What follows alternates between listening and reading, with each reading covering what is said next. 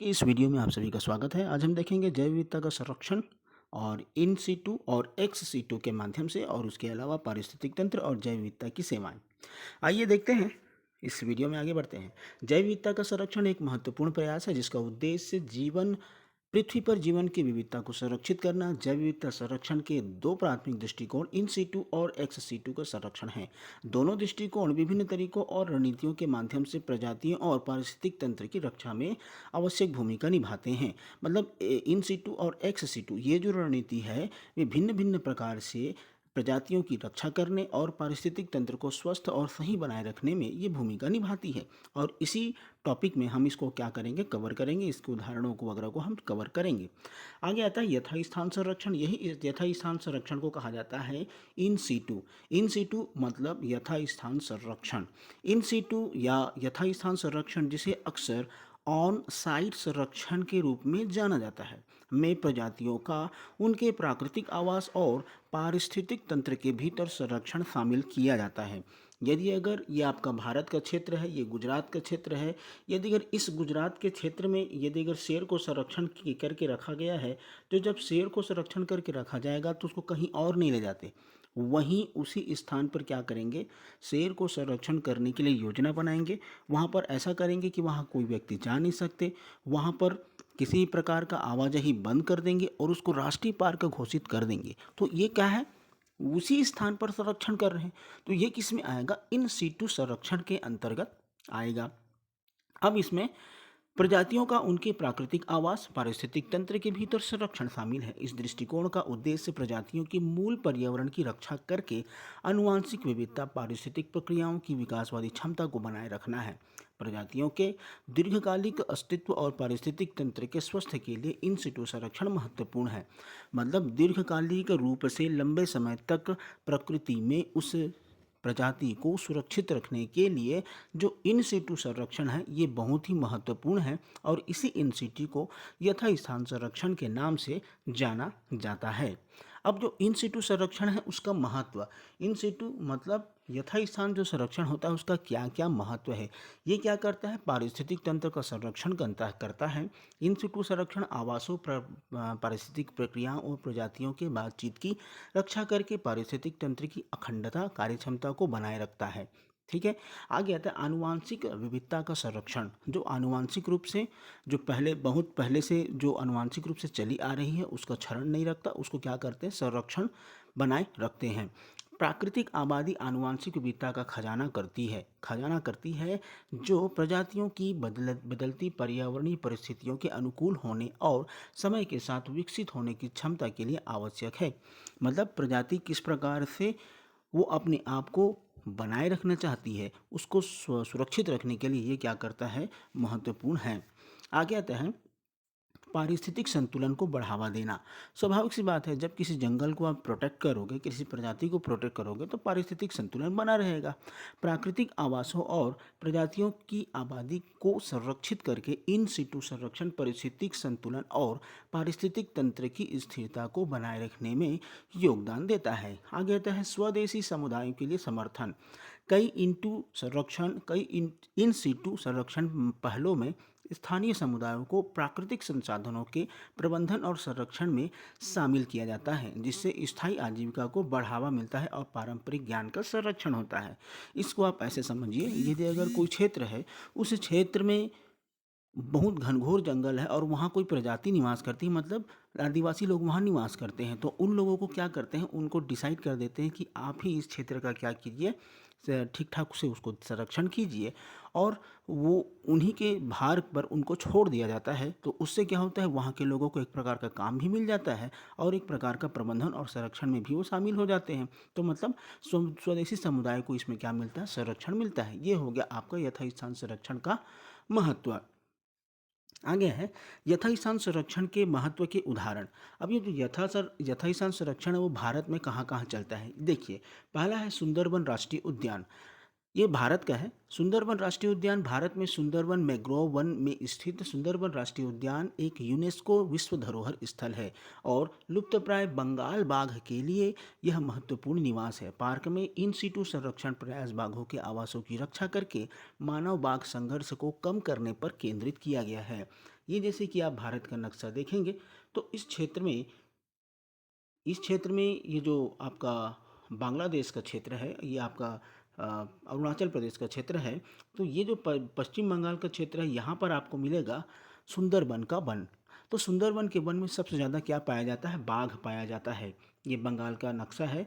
तो बंगाल के नक्शे में क्या है, सबसे नीचे में जो समुद्र से लगा हुआ है वहाँ पाया जाता है बाघ, और उन बाघ को संरक्षण करने का काम यहाँ किया गया है। तो ये किसका उदाहरण है? ये है इन सीटू, मतलब ये आपका इन सीटू का संरक्षण का उदाहरण है, यथा स्थान संरक्षण का एक उदाहरण है। क्योंकि जो बाघ है जो कहाँ पाया जाता है? सुंदरबन में पाया जाता है, और सुंदरबन में उसको क्या किया जा रहा है? संरक्षण किया जा रहा है। आगे है दूसरा है great barrier reef marine park, जो कि ऑस्ट्रेलिया में है। ये great barrier reef marine park है जो कि ऑस्ट्रेलिया में है। ऑस्ट्रेलिया के क्वींसलैंड के तट पर स्थित great barrier reef marine park दुनिया का सबसे बड़ा मूंगा चट्टान पारिस्थितिक तंत्र है। यहाँ क्या पाया जाता है? मूंगा चट्टान पाया जाता है। पार्क में इन सिटू संरक्षण प्रयासों में समुद्री संरक्षित क्षेत्र, मछली पकड़ने और पर्यटन गतिविधियों पर नियम और प्रवाल भित्तियों पर जलवायु परिवर्तन के प्रभावों को कम करने का प्रयास है। मतलब वहाँ पर क्या होता है, एक चट्टान है और वो क्या करता है, उसके माध्यम से बहुत सारे जल जो जीव है वो उस पर डिपेंडेंट है। इसी कारण उसको क्या किया गया है, उसको संरक्षित करने का प्रयास किया गया है। आगे आता है येलोस्टोन नेशनल पार्क, जो कि यूएसए में है। येलोस्टोन नेशनल पार्क मुख्य रूप से यूएसए के व्योमिंग राज्य में स्थित है। यह एक विशाल जंगल क्षेत्र है जिसे ग्रिजली भालू, भेड़िया, बाइसन सहित पारिस्थितिक तंत्र और वन्य जीवन की एक विविध श्रृंखला का समर्थन करती है। पार्क इन सीटू संरक्षण प्रयास प्राकृतिक आवासों के संरक्षण, वन्य जीव आबादी के प्रबंधन और पारिस्थितिक तंत्र को बहाल करने पर केंद्रित है। मतलब समझ गए होंगे, ये जो उदाहरण है इसके माध्यम से हम क्या कर रहे हैं, जंगल वही है, उनका ही स्थान है, वहीं पर हम उसको क्या कर रहे हैं, संरक्षित करके रख रहे हैं ताकि उनका विकास हो और उनके वंश का आगे बढ़े और वो वंश जो है ख़त्म ना हो, इस प्रकृति से समाप्त ना हो। तो उसको कहा जाएगा इन सीटू संरक्षण। कंजर्वेशन मतलब होता है संरक्षण। आगे आता है पूर्व स्थिति संरक्षण। अब पूर्व स्थिति संरक्षण को क्या कहा जाएगा? मतलब पूर्व स्थानीय संरक्षण, स्थान से संबंधित है ये। अब संरक्षण के प्रजातियों का उनके प्राकृतिक आवासों के बाहर संरक्षण दिया जाता है। जो प्राकृतिक आवास है, जैसे कि अब यहाँ पर बाघ वगैरह पाए जाते हैं, ये बाघ यहाँ पर लगा कि यहाँ पर रहना उचित नहीं है, तो उसको दूसरे स्थान पर ले जाकर के क्या करेंगे, ट्रांसफ़र करेंगे। तो उसको कहा जाएगा एक्स सीटू संरक्षण। एक्स सीटू संरक्षण मतलब बाह्य स्थान पर ले जा करके उसका क्या कर रहे हैं, संरक्षण कर रहे हैं। अक्सर नियंत्रित वातावरण जैसे चिड़ियाघर, वनस्पति उद्यान, बीज बैंक, कैप्टिव प्रजनन सुविधाओं में इस दृष्टिकोण का उपयोग जंगल में विलुप्त होने या महत्वपूर्ण खतरों का सामना करने वाली प्रजातियों की सुरक्षा के लिए और अनुसंधान, शिक्षा और प्रजनन कार्यक्रमों के लिए माध्यम से इसका संरक्षण करने का प्रयास किया जाता है। ऐसे ही आपको समझा देते हैं।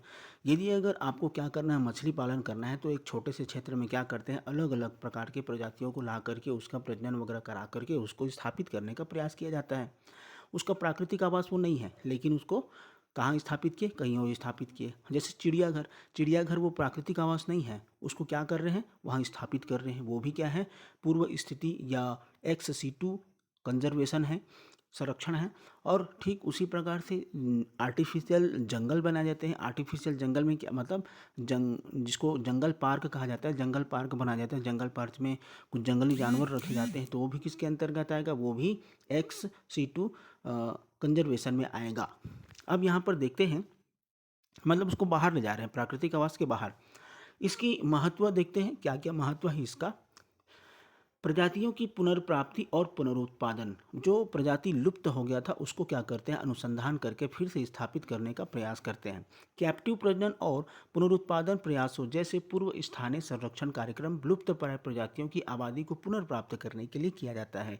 किसके लिए? जो लुप्तप्राय प्रजाति है उसको पुनः प्राप्त करने के लिए। कोई प्रजाति है जो कि लुप्त हो चुकी है तो उसको स्थापित करने के लिए फिर से ऐसा काम किया जाता है। उन्हें प्राकृतिक आवासों से बहाल करने में महत्वपूर्ण भूमिका निभाते हैं। आगे है आनुवांशिक विविधता संरक्षण। कैप्टिव प्रजनन कार्यक्रम आनुवांशिक विविधता को बनाए रखने और अद्वितीय आनुवांशिक लक्षणों के नुकसान को रोकने में मदद करते हैं, जो प्रजातियों की दीर्घकालिक अस्तित्व और अनुकूलन के लिए मूल्यवान होते हैं। मतलब कोई प्रजाति नष्ट हो रही है, समाप्त हो रही है, तो उसको फिर से स्टेबल करेंगे और स्थापित करने के बाद प्रयास करेंगे कि दीर्घकाल तक वो बनी रहे। आगे आता है शिक्षा और जागरूकता। ये एक प्रकार का शिक्षा और जागरूकता है। जैसे कि शहर है, शहर में हम क्या कर देते हैं, चिड़ियाघर स्थापित कर देते हैं। चिड़ियाघर, वनस्पति उद्यान और अन्य पूर्व स्थिति सुविधाएं शैक्षिक जागरूकता को बढ़ाने वाले प्लेटफॉर्म के रूप में कार्य करते हैं। जनता को संरक्षण प्रयासों में शामिल करते हैं और जनता को बताते हैं कि ये जीव जंतु हमारे लिए कितने उपयोगी हैं। आगे आता है अनुसंधान और वैज्ञानिक अध्ययन। पूर्व स्थान सुविधाएं प्रजातियों के जीव विज्ञान, व्यवहार, पारिस्थितिक और अनुवांशिकी पर वैज्ञानिक अनुसंधान के अवसर करती है, जो संरक्षण ज्ञान और प्रबंधन रणनीति को क्या करती है, बनाए रखने में योगदान प्रदान करती है। तो ये हो गया एक्स-सीटू कंजर्वेशन, मतलब पूर्व स्थिति संरक्षण, या इसको हम कह सकते हैं एक्स-सीटू कंजर्वेशन ही आप अंग्रेजी में भी लिख सकते हो। आगे है पूर्व स्थान संरक्षण के तरीके, मतलब एक्स-सीटू कंजर्वेशन के तरीके कैसे कैसे इसको स्थापित करते हैं। पहला है कैप्टिव प्रजनन। अब कैप्टिव प्रजनन मतलब कैप्टिव प्रजनन कार्यक्रमों में लुप्तप्राय प्रजातियों को पुनः जंगल में प्रेस करने के लिए, उनकी आबादी बढ़ाने के लिए, आनुवांशिक विविधता को बढ़ाने के लिए नियंत्रित वातावरण में प्रजनन कराया जाता है। मतलब क्या करेंगे, यदि अगर आप देखे होंगे लगभग 1 साल पहले, 1 या 1.5 साल पहले हमारे यहाँ नरेंद्र मोदी ने नामीबिया से चीता उन्होंने क्या किया था, एक्सपोर्ट किया था। चीता यहाँ लाया गया था, कहाँ से, नामीबिया से। तो उसको कारण ये था कि वो यहाँ आएगा और यहाँ जंगल में यहाँ के लोकल वंश के साथ वो रहेगा, और उसके साथ साथ फिर उस क्या होगा, उसका एक नया वंश जो है स्थापित होगा। तो ठीक उसी प्रकार से आप समझिए भिन्न भिन्न प्रकार के जो एग्रीकल्चर के फील्ड में और पशु विज्ञान के फील्ड में ये सब अनुसंधान होते रहते हैं। आगे आता है बीज बैंक। बीज बैंक पौधों की प्रजातियों की विस्तृत श्रृंखला से बीज संग्रहित करते हैं, आनुवांशिक विविधता को सुरक्षित करते हैं और निवास स्थान के विनाश या प्रजातियों के नुकसान के मामले में बैकअप के रूप में कार्य करते हैं। मतलब कोई पौधा है, उसको जो एग्रीकल्चर के लोग होते हैं वो क्या करते हैं, इस पर अनुसंधान करते हैं और एक नया तकनीक के माध्यम से एक नया तकनीक या एक नया बीज बनाने का वो लोग क्या करते हैं, प्रयास करते हैं। आगे आता है जीन बैंक। जीन मतलब क्या हो गया, तो जीन मतलब जो हमारे डीएनए टाइप के जो होते हैं ना, अणु, उसी से संबंधित है जीन बैंक या कायो प्रिजर्वेशन सुविधाएं भविष्य के संरक्षण और अनुसंधान उद्देश्यों के लिए स्तनधारियों, पक्षियों और उभयचरों सहित विभिन्न प्रजातियों से आनुवांशिक सामग्री जैसे शुक्राणु, अंडे और भ्रूण सहित संग्रहित करते हैं। मतलब ये है कि कहीं ना कहीं नया प्रजाति हमको क्या करना है, स्थापित करना है। आगे आता है वनस्पति उद्यान। वनस्पति उद्यान या आर्बोरेटो में वनस्पति उद्यान और आर्बोरेटो अनुसंधान शिक्षा और सार्वजनिक आनंद के लिए दुर्लभ और लुप्तप्राय पौधों सहित विविध पौधों की प्रजातियों को संग्रह करने का संरक्षण करते हैं। मतलब ये जो स्थान है, ये पूर्व स्थान संरक्षण क्षेत्र, मतलब क्या करेंगे, जो प्राकृतिक स्थान से उससे हटकर जो आपका कहना चाहिए जीव का प्रकार है या जो वनस्पति का प्रकार है, उस प्रकार को संरक्षित करने का एक प्रकार है, एक संरक्षित करने का तरीका है। आगे है पूर्व स्थिति संरक्षण के उदाहरण। पूर्व स्थिति संरक्षण के उदाहरण क्या है, मतलब एक्स-सीटू कंजर्वेशन के उदाहरण क्या है।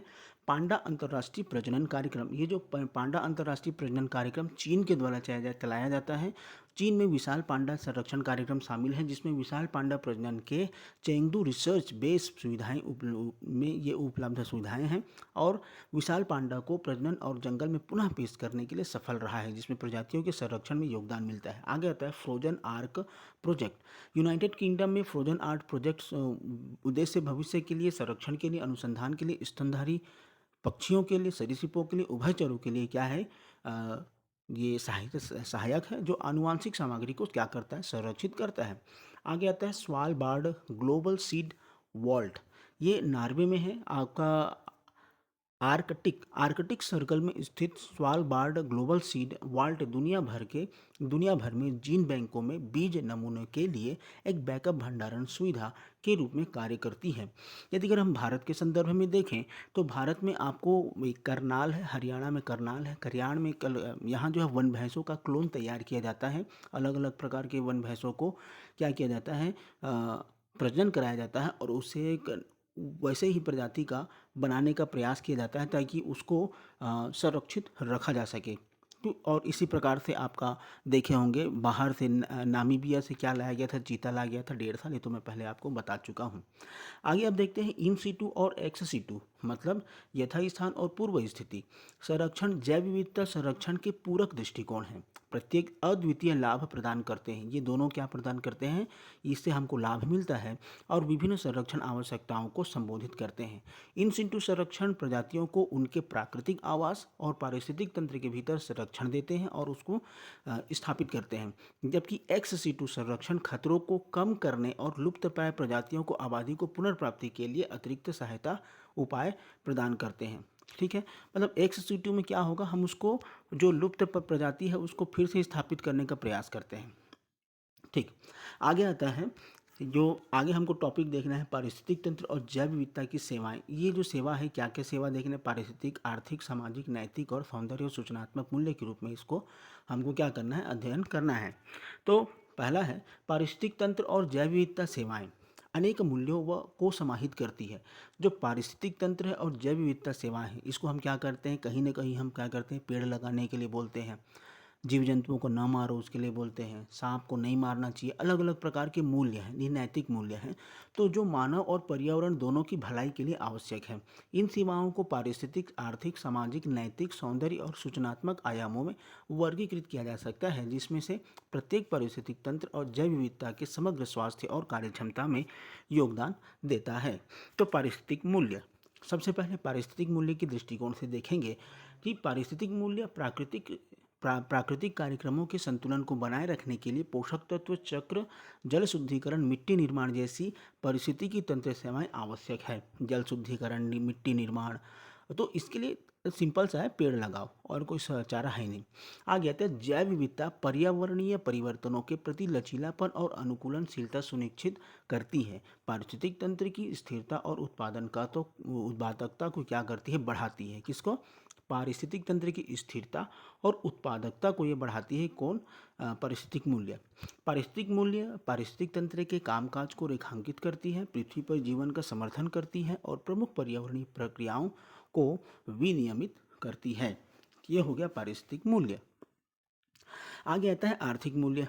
पारिस्थितिक तंत्र और जैव विविधता भोजन, पानी और कच्चे माल जैसी प्रावधान सेवाएं प्रदान करती हैं जो मानव कल्याण और आर्थिक समृद्धि में सीधे योगदान देती हैं। मतलब ये प्रकृति से हमको क्या मिलता है, कच्चे माल मिलते हैं, पानी मिलता है, भोजन मिलता है, तो ये हमको क्या करता है, आर्थिक समृद्धि में योगदान देता है। और जलवायु विनियमन, परागण और रोग नियंत्रण जैसी सेवाओं को विनियमित करने में महत्वपूर्ण आर्थिक निहितार्थ है। मानव हस्तक्षेप या तकनीकी समाधान से जुड़ी लागत की क्या होती है, बचत होती है। मनोरंजन, पर्यटन और आध्यात्मिक मूल्य जैसी सांस्कृतिक सेवाएं, मतलब हम पर्यटन के लिए कहाँ जाते हैं, प्रकृति में ही जाते हैं, अच्छे अच्छे गार्डन जाते हैं, डैम जाते हैं, तो इससे क्या होता है, आपका आर्थिक गतिविधि भी मिलता है और उसके साथ साथ हमारा यहाँ मनोरंजन भी हो जाता है। आगे आता है सामाजिक मूल्य। कई स्वदेशी समुदाय अपनी सांस्कृतिक पहचान, पारंपरिक ज्ञान और आजीविका के लिए जैव विविधता पर भरोसा करती हैं और पारिस्थितिक तंत्र और जैव विविधता के सामाजिक महत्व को उजागर करते हैं। इस प्रकृति का सामाजिक मूल्य में भी क्या होता है, योगदान होता है। समाज से यदि अगर जैसे कि पीपल का पेड़ होता है, बरगद का पेड़ होता है, कहा जाता है कि ऐसा पेड़ों को लगाना चाहिए, जैसे इमली का पेड़ है या आंवले का पेड़ है। मनोरंजन और अवकाश गतिविधियों के लिए प्राकृतिक स्थानों तक पहुंच मानसिक और शारीरिक स्वास्थ्य में सुधार करती है। हमारे तन और शरीर को सुरक्षित रखने के लिए, अच्छा स्वस्थ रखने के लिए हमको प्रकृति के गोद में हमको जाना पड़ता है। प्रकृति के साथ आध्यात्मिक संबंध व्यक्तियों में अपनेपन और परस्पर जुड़ाव की भावना को बढ़ाने, पर्यावरण के प्रति सामाजिक सद्भाव और सहानुभूति को बढ़ावा देता है। कौन, सामाजिक मूल्य। मतलब ये सोच हमको रखना है, हमको सेवा देना है, किसको सेवा देना है, पारिस्थितिक तंत्र को और जैव विविधता को सेवा देना है। आगे आता है नैतिक मूल्य। हमारा क्या नैतिक मूल्य होना चाहिए, हमारा क्या नैतिक कर्तव्य होना चाहिए।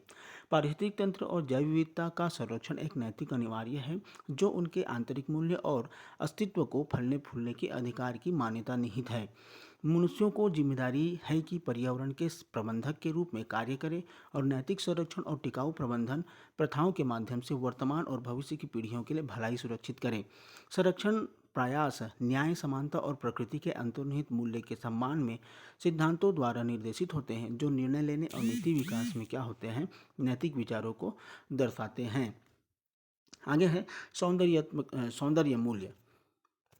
जब हम सौंदर्य मूल्य की चर्चा करते हैं, पारिस्थितिक तंत्र जैव विविधता परिदृश्यों की सुंदरता और विविधता में योगदान देते हैं, मानवीय अनुभवों को समृद्ध करते हैं और रचनात्मकता को प्रेरणा देते हैं। ये क्या करते हैं, परिदृश्य जो है, दृश्य अच्छा सुंदर लगता है जब हम जैव विविधता या पारिस्थितिक तंत्र में कहीं ऐसा विस्तृत या अच्छे पारिस्थितिक तंत्र में जाते हैं। प्राकृतिक वातावरण का पारिस्थितिक वातावरण की दृश्य और संवेदी समृद्धि जीवन की गुणवत्ता को बढ़ाती है। ये क्या करता है, जीवन की गुणवत्ता को बढ़ाती है। राजसी जंगलों और प्राचीन समुद्री तटों से लेकर जीवंत मूंगा चट्टानों और रंगीन घास के मैदानों तक प्राकृतिक दुनिया सौंदर्य, आनंद और चिंतन के लिए अनंत अवसर प्रदान करती है। आगे आता है सूचनात्मक मूल्य। पारिस्थितिक इंफॉर्मेशन वैल्यू। हमको पारिस्थितिक तंत्र और जैव विविधता ज्ञान के विशाल भंडार के रूप में काम करते हैं। ये जैव विविधता पारिस्थितिक तंत्र विशाल ज्ञान के भंडार हैं। प्राकृतिक दुनिया की जटिल बातचीत गतिशीलता की अंतर्दृष्टि प्रदान करते हैं। प्राकृतिक वातावरण में किए गए वैज्ञानिक अनुसंधान से मूल्यवान जो सूचना है वो प्राप्त होती है और खोज प्राप्त होती है, जिससे निर्णय लेने, नीति विकास और टिकाऊ संसाधन को हम क्या करते हैं, उसको प्राप्त करते हैं।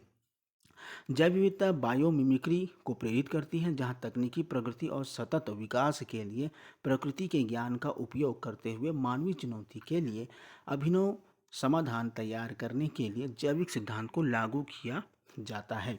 अब ये संक्षेप में हम कह सकते हैं कि पारिस्थितिक तंत्र और जैव विविधता सेवाएं पारिस्थितिक स्थिरता और समृद्धि से लेकर सामाजिक कल्याण और नैतिक जिम्मेदारी तक कई परस्पर मूल्यों से पेशकश करती, इससे जुड़ी हुई होती है।